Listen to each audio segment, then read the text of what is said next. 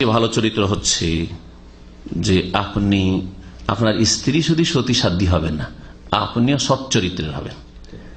আপনি যেন জেনার কাছে না যান, আর শুধু বড় জেনা না, ছোট জেনারও কাছে না যান, চোখের জেনারও কাছে না যান, কানের জেনার কাছেও না যান, হাতের জেনার কাছেও না যান, পায়ের জেনার কাছেও না যান। রসিকতা একটু আমোদ ফুর্তি মজা করি ভাবির সাথে, একটু শালির সাথে একটু গল্প করি, হ্যাঁ একটু মহিলা যখন টেলিফোন করিয়ে দিয়েছে ও কেটে দিয়েছে, তারপরে বারবার কল করে একটু দেখি, একটু কথা বলে কে আছে, সবগুলি জেনা, সবগুলি জেনা, সবগুলি জেনা। ফেসবুকের মাধ্যমে বহু জেনার কাজ হচ্ছে। কেন আপনি তার ব্যক্তি জীবন সম্পর্কে জানতে চাইবেন?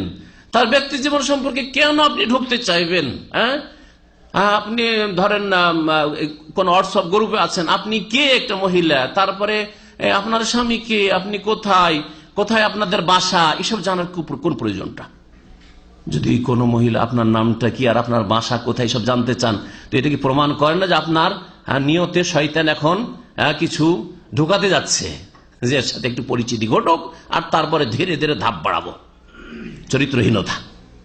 আপনার স্ত্রীকে যেমন আপনি বাসর রাতে সতী সাধ্যী চান, আপনাকে চরিত্রবান হইতে হবে একজন যুবক হিসাবে। উসমান রাদিয়াল্লাহু তাআলা জাহিলিয়াতের যুগে এত চরিত্রবান ছিলেন, আল্লাহর কসম করে বলছেন, অথচ জাহিলিয়াতের যুগে জেনাটা কোনো ব্যাপারই ছিল না, ব্যভিচার কোনো দোষের কথা না। ব্যভিচার করে যার সন্তান জন্মাতো আর খোলাখুলি দাবি করতো যে এটা আমার বাচ্চা। আজকাল তো অমুসলিম অনেকে লজ্জা করবে, স্বীকার করবে না, ওরই বাচ্চা যার সন্তান, তারপর বলবে না না আমার না।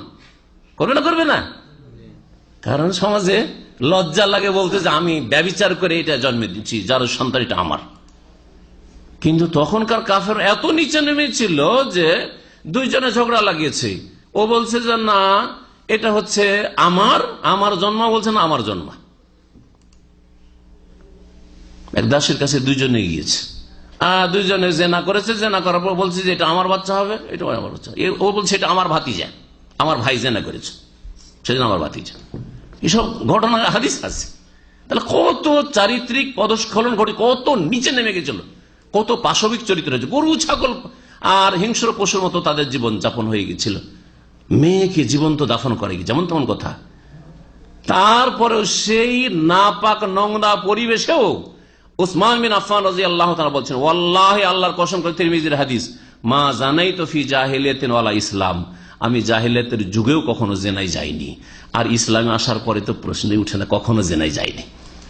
তাহলে আপনি আপনার বিবাহের আগে মেলা কিছু হয়েছে, বিবাহের পর আর কারোর সাথে আমি ওইসব করি না, চরিত্রবান হইলেন নাকি? তওবা করেন আল্লাহর হস্তে, যাদের এক অবস্থা হয়ে গেছে।